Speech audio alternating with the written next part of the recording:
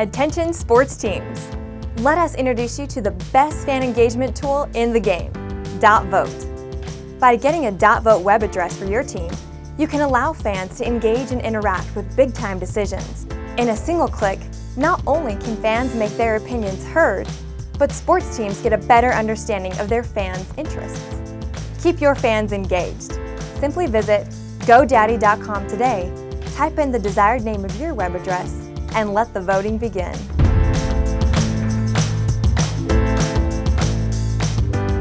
Why the Mets are the most fascinating MLB team this offseason. We'll talk things over with Dan Bartels. The debate about Shedeur Sanders rages on.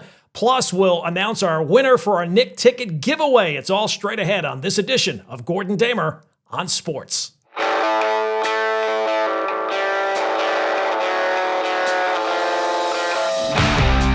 Hey, welcome in. Fresh episode of Gordon Damer on Sports for this Friday. Lots to talk about, lots to get into. On this episode, we will reveal our Nick ticket giveaway winner. Plus, we're going to talk with Dan Bartels from the New York Post.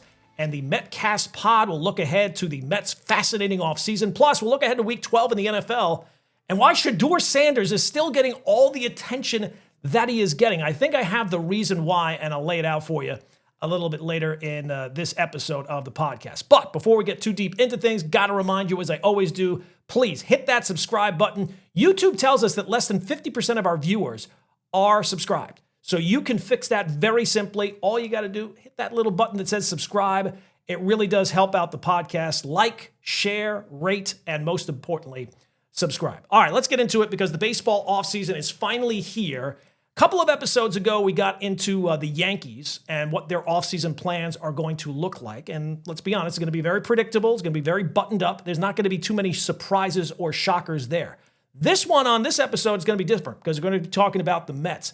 And like the Tom Petty song, the Mets are the great wide open. The Mets are the most fascinating team of the baseball offseason. Now, later, we're going to be joined by Dan Bartels.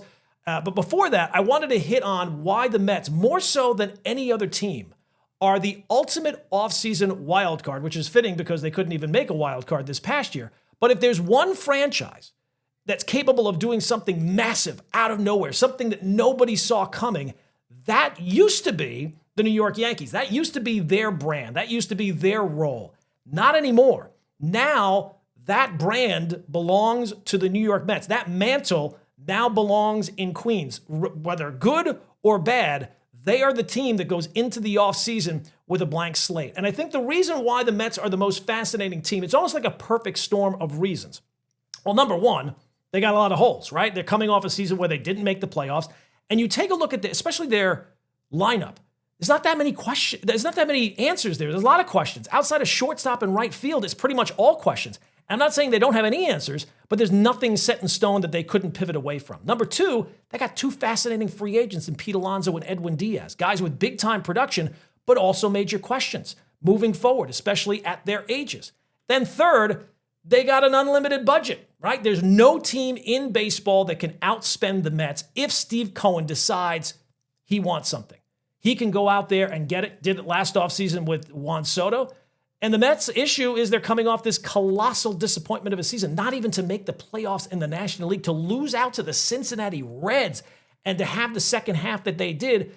That clearly falls on the front office, which brings me to my biggest takeaway, I think, of the offseason for the Mets. And Met fans might not like to hear this, but the Mets have to. Steve Cohen has to allow David Stearns to build the team the way that he wants. Steve Cohen did not spend 3 years waiting out David Stearns, hunting down David Stearns to turn around and hand him a roster built on fan favorites and impulse purchases. Stearns was brought here to build a juggernaut, a sustainably great, analytically grounded, modern baseball machine. The combination, the perfect combination of brains and bucks.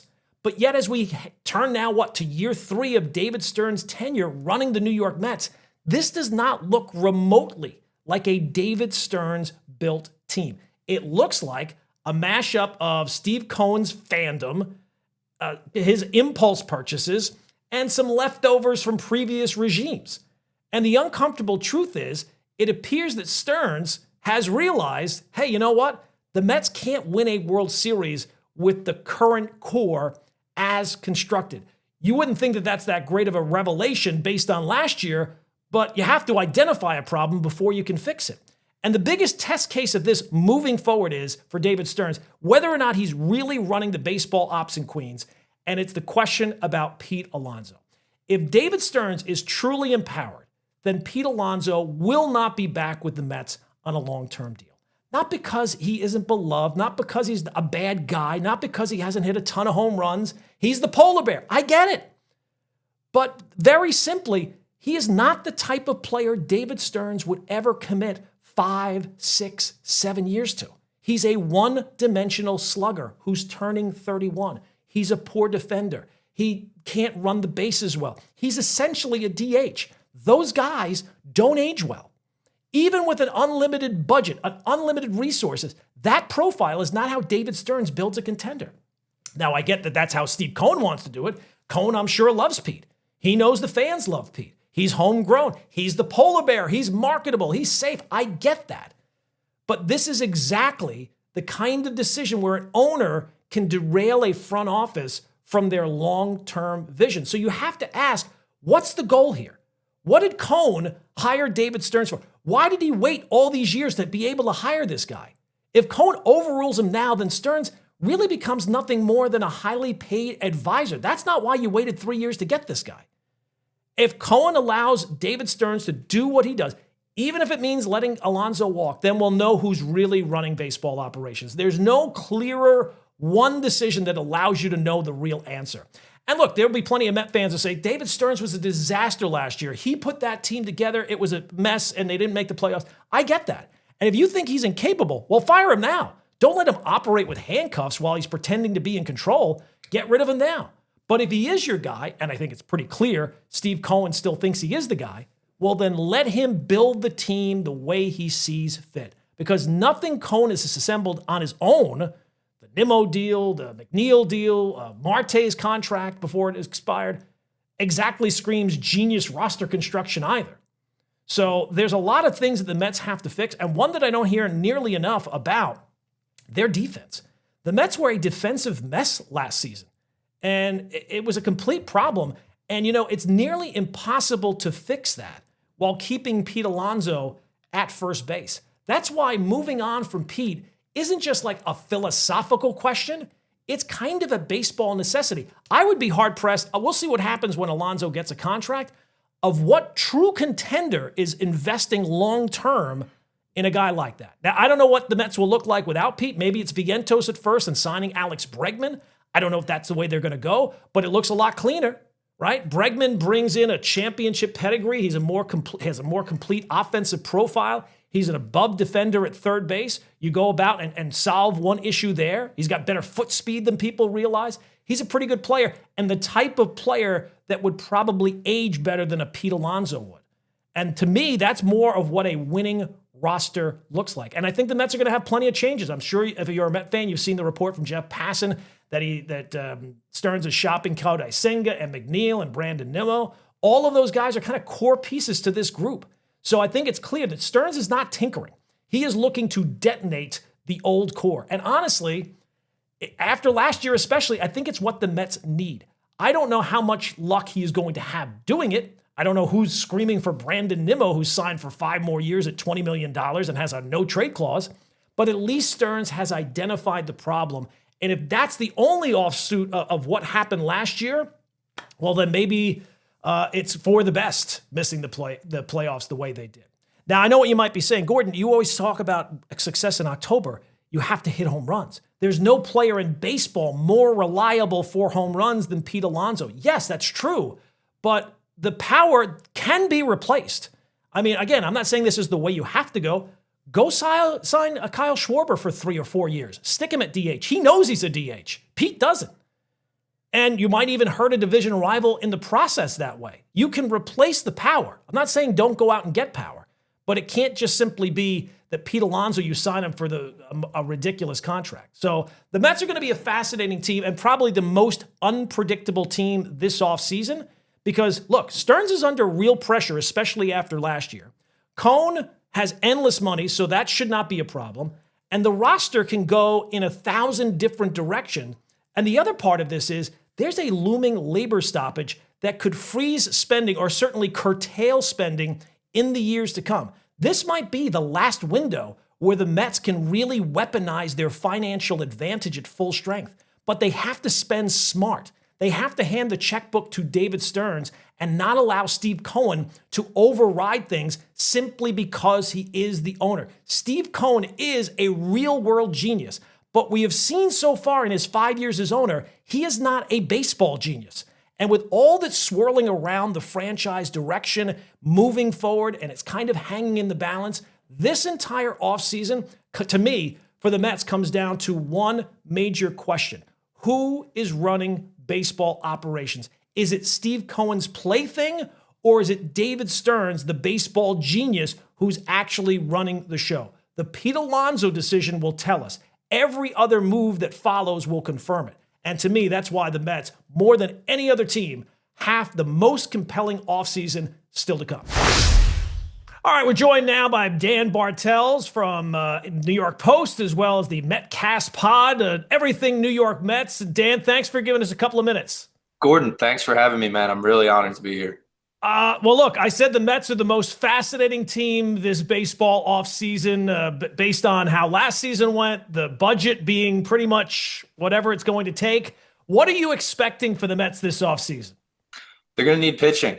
That's really the bottom line. We could talk about Pete, and we'll get to that. He's the big topic of the offseason. But the other big half for me is the pitching. Starts in the bullpen, making sure Edwin Diaz is back with the New York Mets.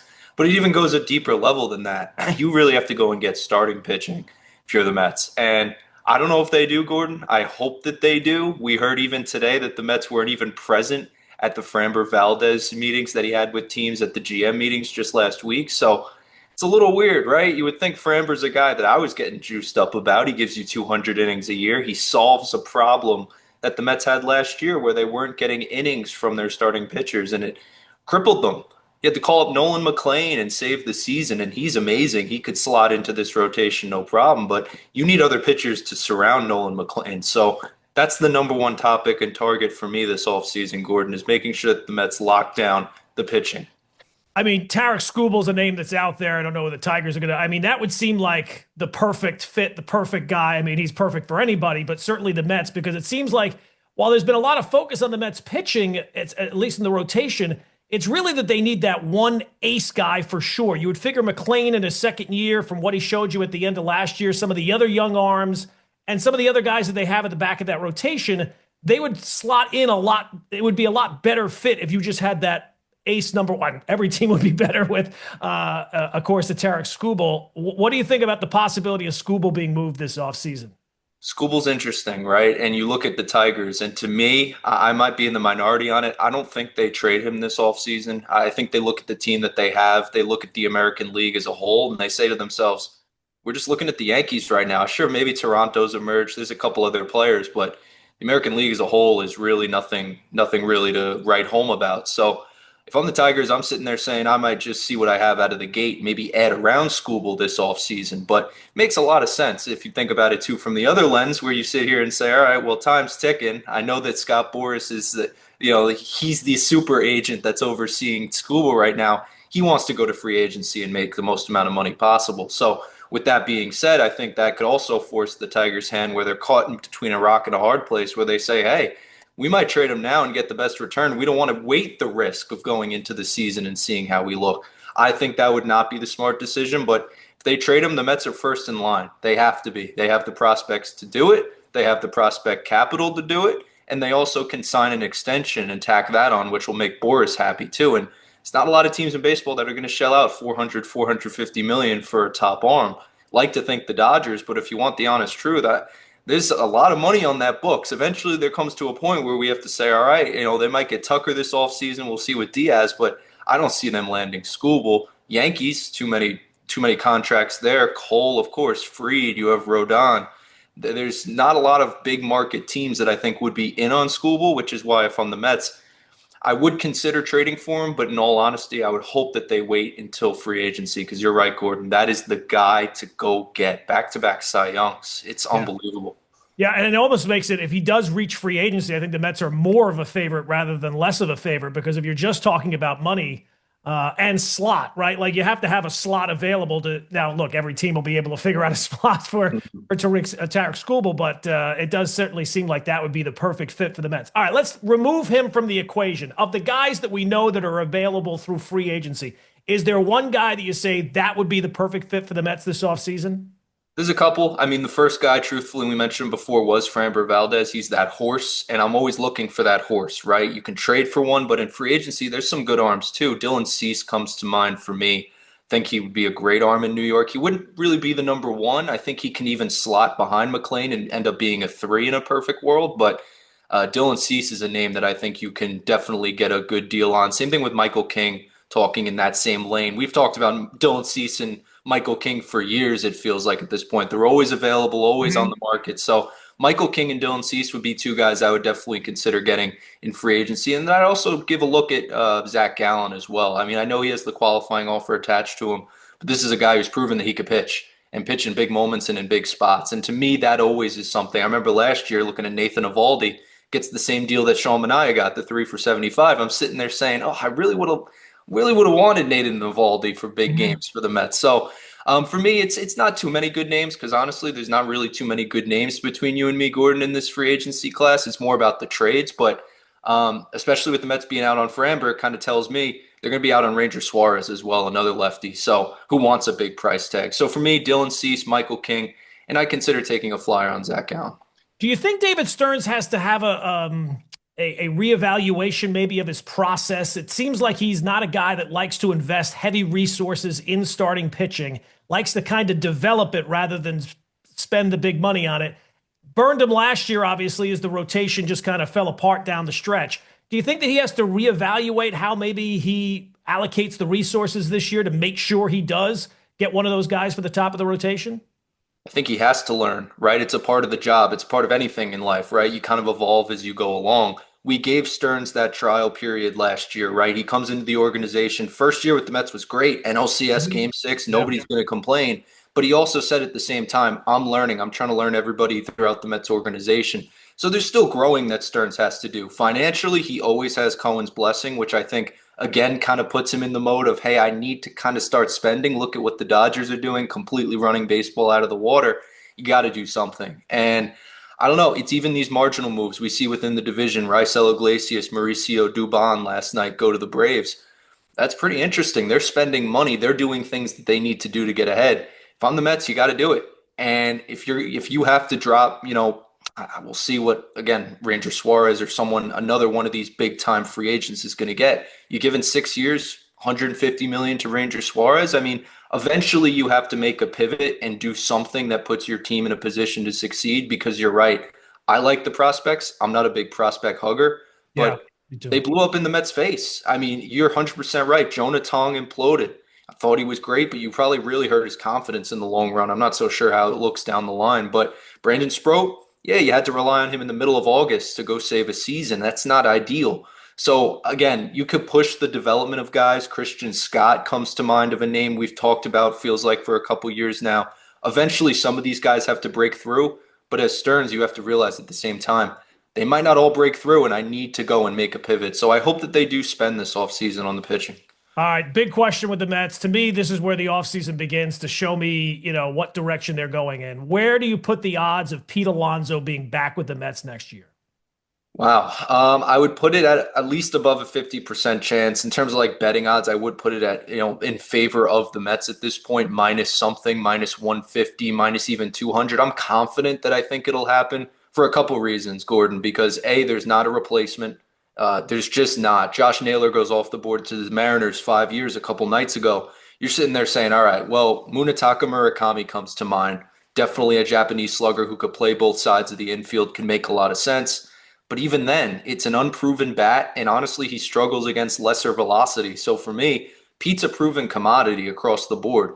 There's no other first baseman really left that I would even consider at this point. So for me, this is it. Put up or shut up. You're going to pay Pete. We've done 2 years now of making this guy have to perform for his contract. He does it this year, and he did it really, really good and really, really convincingly. This guy's clutch, hits 40 home runs a year, drives in 120. You just can't find that anywhere else. So for me, Gordon, I do think the Mets are going to spend. I do think he is going to be back in New York. Right now, it seems to be at the 3-year window, right? That's kind of where the negotiations open up. There's no other market for Pete at this point, so why would the Mets bet against themselves? If it gets up to that 5-year window, I still think the Mets can do what they can to bring him back.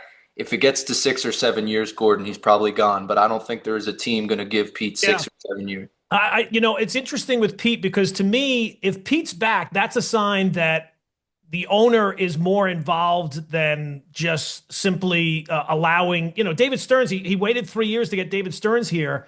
That's not a David Stearns move. Like whatever we think about David Stearns, I think it's pretty clear the way he builds a baseball team does not have Pete Alonso back here at first base, despite his production, despite how beloved he is. So it's very interesting to me to see that move is to me more telling than any other move, maybe than any team could tell me this offseason of whether or not Pete Alonso is back or not. Yeah, and it does go against Stern's philosophy, right? We know that he doesn't like paying any player, not just pitchers, above the age of 30. Pete's defense isn't great. I'm not going to sit here and lie to you. He's not a great runner. He's not fleet of foot, and he can't play any other position. So there is a lot working against Pete Alonso, but I hope, and I know Stearns wasn't in the building because he was scouting Murakami at the time when he hit 200, sets the franchise record for the Mets in home run. You gotta give him what he's worth, and I think the Mets still have room to budge in that regard. Yeah, and what's interesting is I don't see a contending team. Like the way that Stearns thinks, I think is the way a lot of analytically driven teams. They don't want to pay a right-handed hitting 31-year-old a ton of money. So if Pete, even with Boris as his agent, like you would think, well, that's the direction. He's just going to get the most money he possibly can. The Mets are usually the team that spends the most money. So this is to me a fascinating player to see how this ends up turning out, whether he's back or whether he's not. And I'm kind of with you. I think right now it's about 50-50. 50-50. And again, we have to talk about history, right? The Mets haven't had really many long-term guys. Ed Kranepool, David Wright. I mean, there's not really many. And I think that speaks for something because I look across town to the Yankees, never want to compare to them, but they're chasing Babe Ruth's home run records, right? They have things to look up to. The Mets, I mean, Pete, it's go take it. I couldn't get over that. There was only two teams that have a lower team total for home runs. It was like the Marlins. Was it the Padres? I think it was the Padres as well. Yeah. Very, very odd that there's only two teams that have lower home run totals than the Mets. You need people here long term. I guess. Yeah, absolutely. All right. So if Pete's back, is there any way to break up this core? Yeah, and you're looking at Brandon Nimmo. And that's the thing. I don't put Jeff McNeil in the core anymore. I think there's a very good chance he could be traded anyway. But in terms of a core, a nucleus of the Mets, it's Soto, it's Lindor, it's Nimmo, it's Pete. The Fab Fours, as Steve Cohen calls them. Yeah, Nimmo's the guy. And it's unfortunate because Nimmo, he plays a lot. And I don't think we kind of ever point that out. We love to say, oh, plantar fasciitis, he's breaking down. He looks bad in the field. I'll admit, he does look bad in the field. He shouldn't have to be hobbling to these baseballs and throwing in 3 hoppers into the infield. Like, eventually there needs to be a give and take, but I could still DH Brandon Nimmo. He's still serviceable in left field. If you want the honest truth, Gordon, if we're all waiting out on Carson Bench, I know Brandon Nimmo wants to do it. Go play a couple games in center field until Benj is ready. Like, I'm not fully giving up on Nimmo in the same way other people are, but there's definitely bad parts to his game, and they're regressing pretty quickly. So I would try and get that contract off the books if I really want to shake up this core.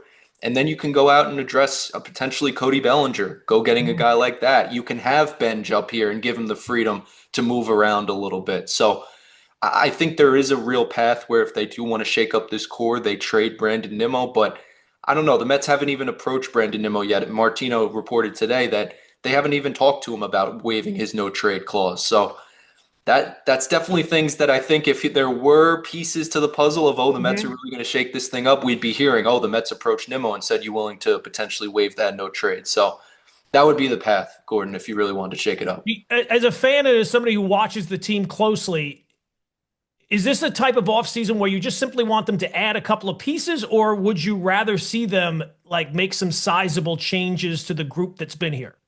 I don't think they need to make sizable changes. I think it's just a couple, I want to say marginal moves, but that makes it sound like we're not really improving. I need to improve, and definitely with pitching, I need to go out and get preferably 2 starting pitchers in here. You can trade Senga, find another way to maybe have Sproat start in AAA or whatever the case is to have your 6-man rotation, but that needs to improve. The offense, to me, I mean, was a pretty good offense. Like, yes, they were 0-70 after the eighth inning last year. If Right. you spun a roulette wheel, that's not happening again. You would not So, think so. that's where I'm at, where I think this team is good. They just won 101 games. I know it's 3 years ago now, but very similar core of players. So I don't know. And again, game six in 2024 without Juan Soto. So for me, it's like you have Soto in place. I saw what Pete and Soto can do together in terms of a dynamic duo.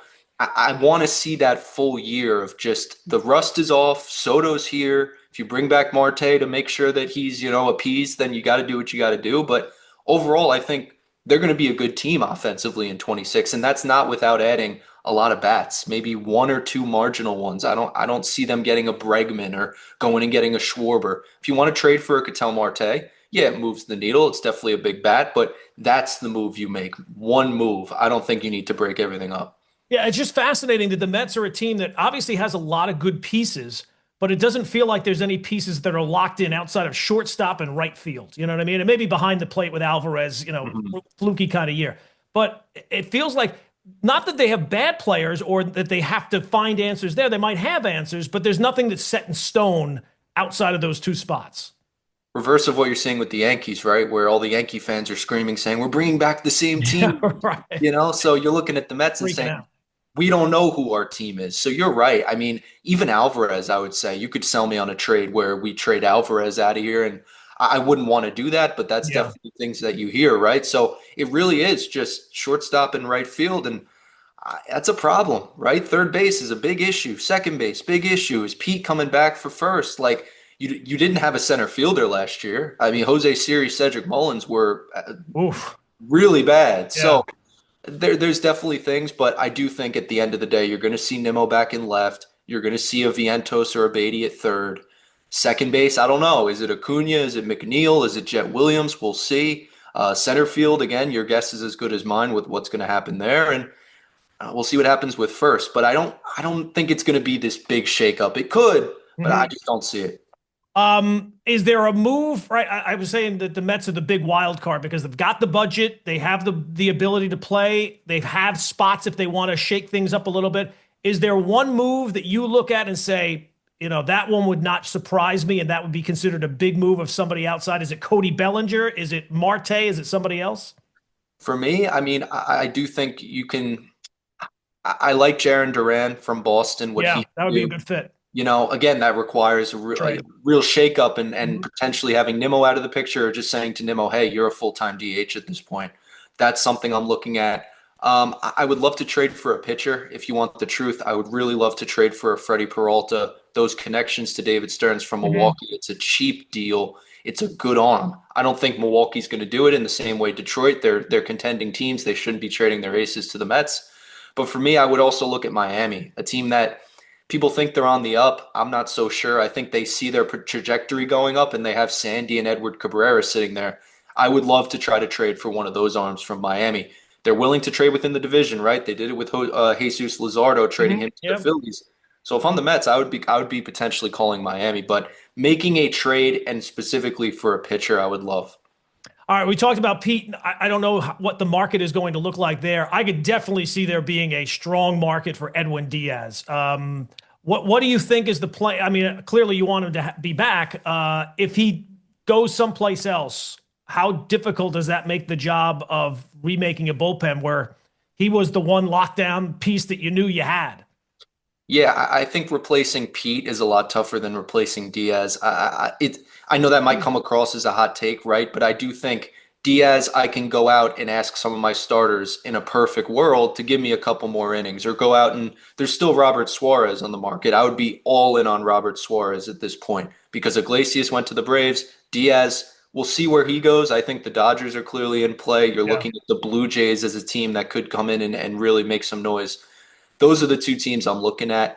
I just think in terms of trying to replace Diaz, it's you can find ways to do it. I can go and sign a Pete Fairbanks if I want to. I can go and sign a Devin Williams. That's the name you're Mhm. hearing, Yeah. recently. So I think there's ways to finagle it. Is it perfect? No, I want Diaz back. And I think what his market is, it's not going to move very much. I do think I would hope that we hear Diaz before Pete in terms of like the news of his signing, but I don't know. We'll see. I really think Diaz is a crucial part of this pen, and if they do let him go, I just don't want to have to go through the process, even if it is a little bit Right. easier to piece it all together. Yeah. I It's a just lot want of pieces. You got to get them all right. You know what I mean? Because if you get a couple of them wrong, it doesn't, that last piece doesn't matter, as we've seen. Right. Diaz is the surefire thing. He can pitch in New York. I'd be willing to do it. If I'm willing to, tack on a reliever, like I would trade with Seattle, right? I want Luis Castillo, but I also want Andres Munoz. Like Mhm. you could tack on other pieces to trades to make it work too, but I don't know. I think Diaz signs pretty soon. I think the early numbers were like 4 for 88, and that's pretty on par with what he's going to get. And then 2 days later, he's at Citi Field showing peace signs to the crowd. Like, all right, maybe there's something going on with Pete Alonso's market. I don't know. I think it's like a 3-year market he's at. He's looking for 7 years. We might be here till February again, waiting on him. So It does feel that way. And like to me, the thing about Pete is so fascinating. He changes agents to Boros. So, like this is his one chance to cash in. The problem is the team that usually does that is the Mets. Like they're the ones that, generally give that like an extra couple of years or an extra year or a couple of $1,000,000 extra. So it's a really fascinating situation when it comes to Pete that, I know Met fans want him back. I'm 50-50 because I go back and forth with it, but I'd just be surprised if he's back because that is not the way. Like if David Stearns is ever going to put his foot down about a type of move, to me, that's the kind of move that he would put his foot down on. he would, and he was very close to doing it last year. I Yeah. think Amazing Day ended up saving him at Citi Field, where he's going up there expecting the fans to rejoice and say, "Hey, David Stearns, we're happy to see you." And he basically gets booed out of his own building, saying, "We want Pete, we want Pete." I mean, that's gonna hit home. And then Diaz too. I think both of these guys, they're New York Mets. They feel like New York Mets. And for me, I always look at the offseason as basically Pete and Edwin Diaz. They're sunk costs. They're already on the team. I'm Mhm. looking, at other pieces, but I don't know if the Mets are. I just hope David Stearns, Gordon, doesn't try to be the smartest guy in the room. Just do the pretty safe thing and bring back both of these guys because they've proven it in a pretty big market. How much pressure do you think is on Stearns this offseason? Like as bad as last year went, and as bad, like a lot of other organizations, maybe not the Yankees because they don't change anything, but other organizations, there would be talk, and didn't seem like there was any talk about David Stearns. How much pressure do you think is on him this year to deliver at the very least a playoff team?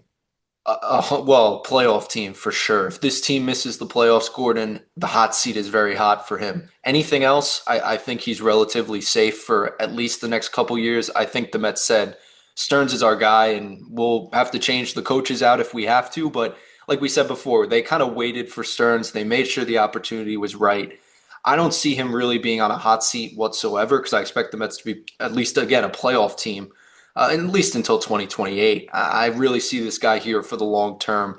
It just makes sense. He's the guy. He's a smart executive too. We don't give him enough credit. Like what he was able to do with the Milwaukee Brewers, he left them such a good foundation, and that's why they keep winning. The trades that he made at that time, trading for a guy like Yelich, Lorenzo Cain, Mike Moustakas, Freddie Peralta, basically giving him the deal that he's basically finishing up now, drafting Jacob Mizorowski. So I think there's a lot of those things where we say, oh, he's in a big market. Why is he not spending big money?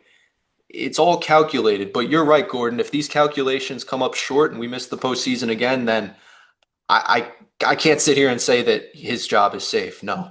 Yeah, I mean, especially with the fan base, if Pete does leave, and the team does not get off to a good start after last year, I would not want to be David Stearns. Would not expect David Stearns to be showing up and waving to the crowd anytime soon. And because now, especially too, there's no more excuses, right? The Mets released, I think it was just yesterday, their new coaching staff. They have a whole new coaching staff. We knew about some of the hirings, we knew about some of the firings, but in total, basically, it's all different. For me, a lot of the focus is on Mendy early on, Carlos Mendoza. If you're off to a 20-30 start or a 20-40 start, he might get axed very Yeah. quickly. Whereas Stearns will be fine. You can't get off to a slow start. You can't there's no more excuses is kind of the main point there. It's like the Giants, right? I mean, they axed Brian Dable. It stinks. I mean, he was the sacrificial lamb. Joe Shane could very well be next. We don't Yeah, know. very- But he's right now, Joe Shane is that David Stearns where he's sitting there saying, I'm good, just win me some games. So I think the Mets are kind of in that boat. Well, hopefully that's the last time the Mets are getting compared to the Giants anytime soon. Yeah, I know. I All right, know. Dan, thanks for a few minutes, and Thanks, Gordon. hopefully we can get a chance to talk while, when these baseball moves start happening. Would love to. Thank you, Gordon. Remember college? Well, now, college is over, and here comes your student loan debt. Is your private student loan debt keeping you up at night?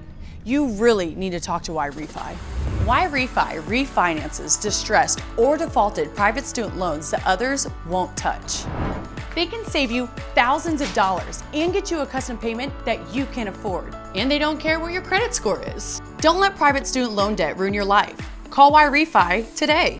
Okay, before we move on to Week 12 in the NFL, time to announce our winner of our Nick Ticket giveaway. It is, drumroll please, Johnny Kidd, or at Johnny P. Woods on Twitter. Congrats to Johnny. Enjoy the Nick game. And look, if you did not win this time, stay tuned. We'll have other fun things coming in the weeks to come. And make sure you are following my Twitter account and also following and subscribing to the show on YouTube. All right, let's get into Week 12 in the NFL because it's a fascinating week. And as I said last podcast, this is when the contenders separate from the pretenders. This is when the real sprint to the championship really begins. And there are fascinating matchups this week. Colts, Chiefs. What more could you ask for? A Chiefs team that's a coin flip to make the postseason, a Colts team looking to prove that they're not some sort of fluke. But it's not just the must-see games this week that's must-see TV. Somehow, the Cleveland Browns are must-see TV this week, and that's because Shedeur Sanders is getting his first NFL start. And I got to say, I got to hand it to the people that are involved in making this a debate. They have figured out a way, against all odds, to make a Cleveland Browns game in late November must-see TV. Congratulations to you. Bravo. Because there are no set of circumstances that should make that the case. The Browns stink. Their offense is abysmal. Shedeur is completely overwhelmed at quarterback, and the Raiders are terrible too. So I will not be watching the whole game, but will I be invested to see what Shedeur can do? Yeah, I will. And it's because people that will be tuning in, they're not really tuning in for Shedeur the player. They're tuning in at this point for the debate. That's what's drawing eyeballs. People are not watching Shedeur the NFL quarterback and can he make stride? No, everybody is watching for the argument. He's become one of these lightning rod topics in sports for whatever reason. There's a bunch of them. But they're tuning in not to see what he does on the field, but basically to collect material, to collect ammunition for whatever side of the Shedeur Sanders debate they have decided to be on. And that's what this has become. It's not a conversation about quarterback play or quarterback development or the Browns' future or his footwork or his decision. None of that stuff really matters. Nobody's looking for that. No, this has become another exhibit in the never-ending culture of I need to be right, and I'm going to cherry pick every piece of evidence that helps me prove my case. This is how sports content works in 2025. So if you're trying to build conversation or engagement or clicks or whatever metric you want to use, you want a topic that splits the room, right? Maybe not 50-50, maybe 90-10, but you want two sides yelling at each other. You want debate. You want people emotionally invested in the outcome and being right, and that's what Shedeur has become, an absolute goldmine for the sports content machine, even as one side is being completely undeniably delusional. Doesn't matter. In fact, that might make it better. A delusional side creates more arguments, more reaction, more clips, more back and forth, and ultimately more attention and engagement. It is the perfect storm because Shedeur is not a prospect. He's a storyline. He's a character that people think they know for reasons that often have nothing to do with football, how he played in college or who his father is, all this type of stuff. And let's be honest, it really shouldn't be a debate at this point because he's been terrible. I said on one of the first episodes, based on what happened at the draft and where he went, he was basically screwed anyway. And nothing that has happened since the draft in April has changed that. His play certainly has not done that. And now he's getting his chance to start this weekend. And what are the odds that it goes well? A fifth-round rookie quarterback playing for the Cleveland Browns. Well, since 1999, there have been 17 different quarterbacks who have made their first career start for the Cleveland Browns. How many of those guys do you think got a win in their 0-17? 0 wins, 17 losses. And it's not like anybody expects things to change this week. The Browns are, 3.5-point underdogs to the Raiders. And let's be clear, the Raiders are terrible too. But even terrible teams are professional teams, and they can smell blood, and you would have to think that Max Crosby is licking his chops, waiting for the chance to go up against a guy who, again, right now looks like they picked somebody out of the stands to play quarterback. But the real reason has, like people will bring this up as the storyline of Browns quarterback failures. But the real story here is Shedeur Sanders and what he did last week. It should have killed the narrative that the Browns are holding him back in any way. He was rough, man. He was 4 of 16 passing for 47 yards, no touchdowns, a pick, and a couple of sacks. He was a disaster. He had a completion percentage of 25%. You don't need to be pro football focused to know that he was terrible. And that was against the Ravens defense, which is 26th in the NFL. So against the 26th ranked defense, they made him look like a guy who had never played quarterback before. He looks like an absolute project. So fast forward to this week, the Raiders, as bad as they are, they're better defensively. They're 17th in the NFL. And Max Crosby will get after the quarterback, and I'm guessing you will see a lot of him chasing down Shedeur Sanders. So this is, to me, what you should be watching. Is probably not what people care about, but like Shedeur, just simply the processing is too slow. He is too slow getting the ball out. He was 61st out of 64 qualified quarterbacks in time to throw. So like when you're one of the slowest, you're slower than basically everyone getting rid of the football. That's a recipe for disaster. And last week was an unmitigated disaster. So his completion percentage, not surprisingly, was dead last among qualified quarterbacks. He completed 25% of his passes. And sometimes, you watch the game and you look at the numbers and they don't match up. These ones do. You don't have to be a quarterback guru to look at him, and his footwork is terrible. It doesn't look like that. His internal clock is broken. And when pressure comes, instead of moving up in the pocket, he starts resetting and backing up, and he's trying to make every play into like this highlight play. And he's got the mindset of this playmaker without the athleticism to be one. And that's how you get sacks and fumbles and penalties. And if you do it long enough, you get injuries. And that's how careers go off the rails. So it's crazy to me there are still defenders out there. Mel Kiper Jr., Josina Anderson just completely embarrassed herself with the tweets that she put out there, just really exposed herself that she's basically, just going to defend Shedeur no matter what. And it's embarrassing. But when you need access, I guess that's what you say.